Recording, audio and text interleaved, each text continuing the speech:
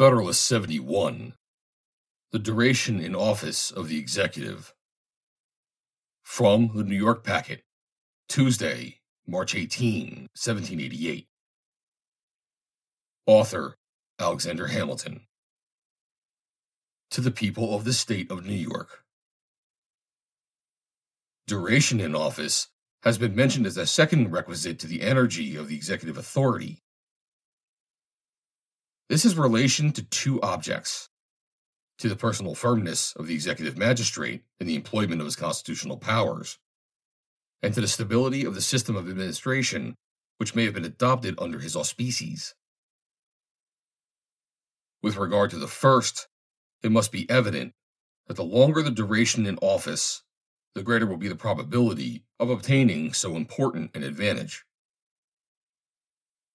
It is a general principle of human nature that a man will be interested in whatever he possesses in proportion to the firmness or precariousness of the tenure by which he holds it.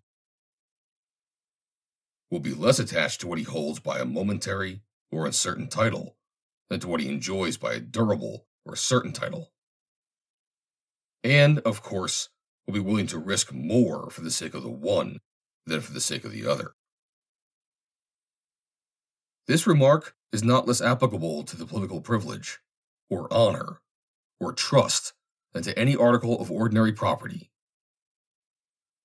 The inference from it is that a man acting in the capacity of chief magistrate, under a consciousness that in a very short time he must lay down his office, will be apt to feel himself too little interested in it to hazard any material censure or perplexity from the independent exertion of his powers, or from encountering the ill humors, however transient, which may happen to prevail, either in the considerable part of the society itself, or even in a predominant faction in the legislative body.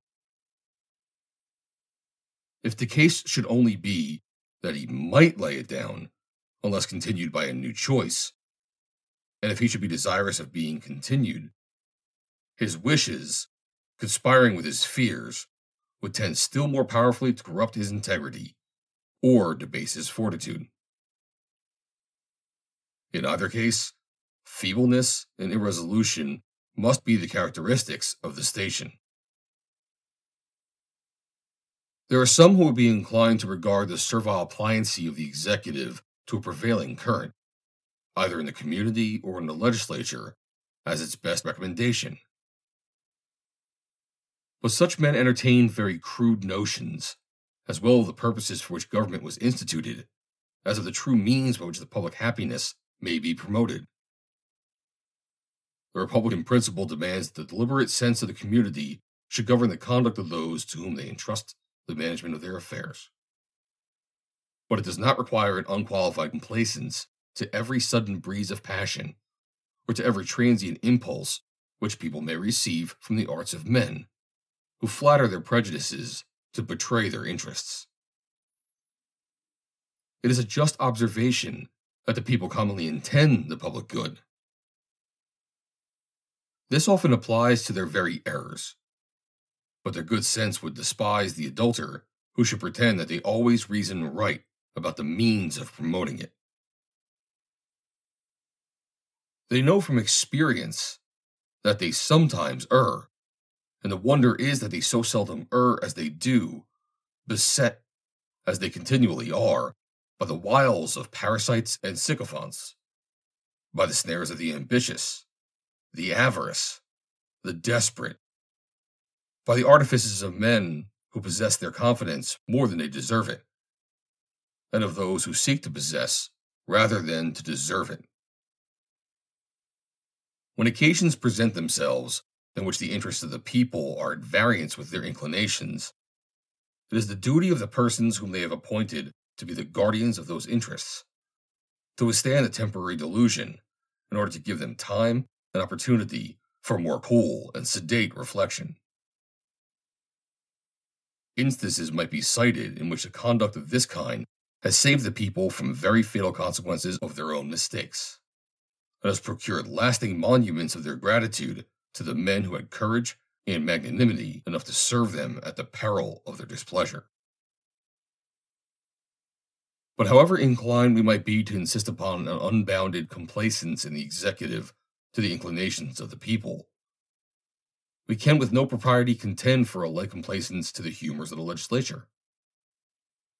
The latter may sometimes stand in opposition to the former, and at other times the people may be entirely neutral.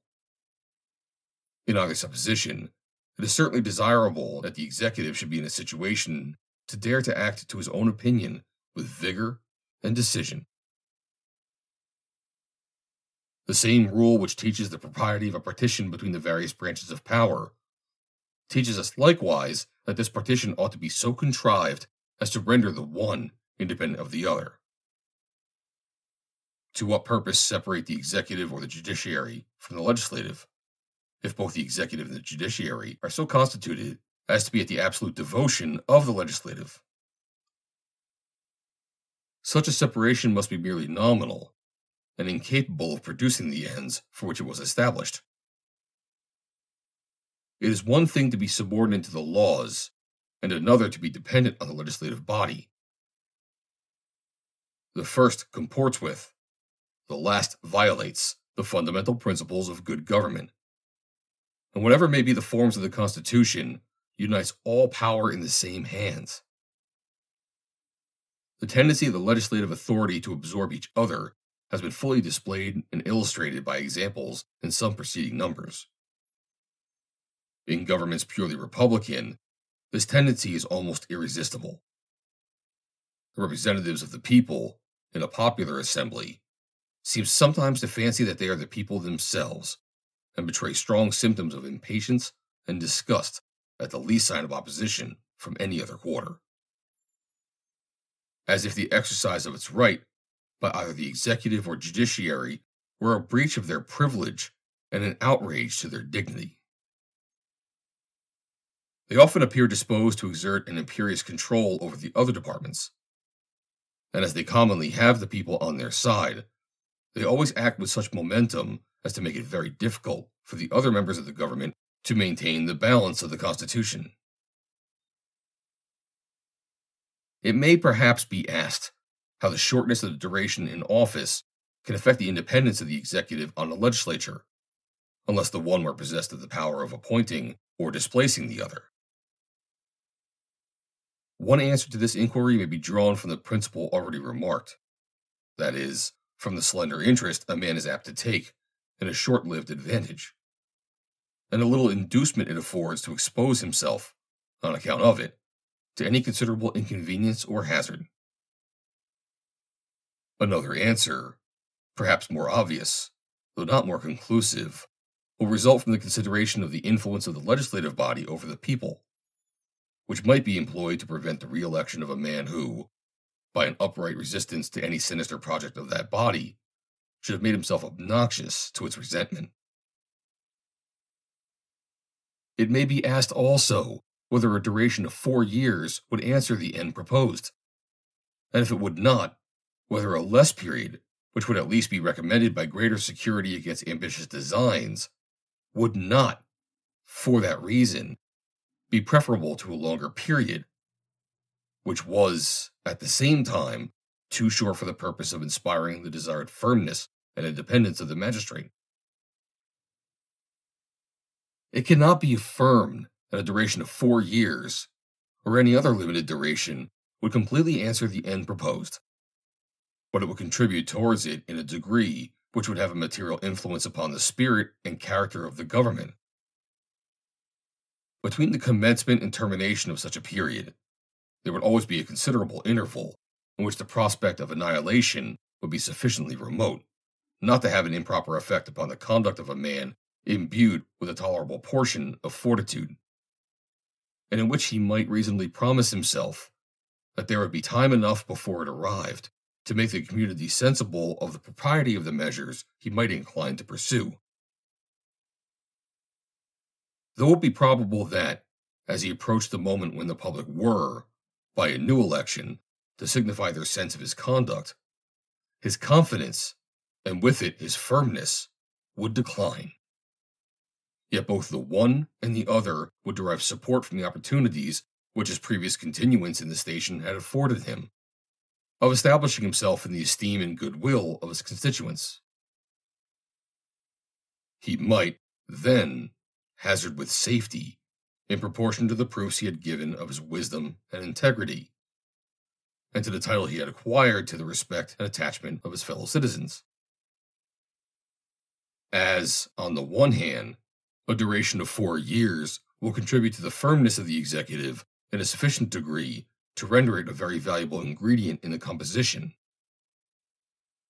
so, on the other hand, it is not enough to justify any alarm for the public liberty. If a British House of Commons, from the most feeble beginnings, from the mere power of assenting or disagreeing to the imposition of a new tax, have, by rapid strides, produced the prerogatives of the crown and the privileges of the nobility within the limits they conceive to be compatible with the principles of a free government, while they raise themselves to the rank, in consequence, of a coequal branch of the legislature. If they have been able, in one instance, to abolish both the royalty and the aristocracy, and to overturn all the ancient establishments, as well in the church as state. If they have been able, on a recent occasion, to make the monarch tremble at the prospect of an innovation attempted by them, what would be to be feared from an elective magistrate of 4 years' duration with the confined authorities of a President of the United States?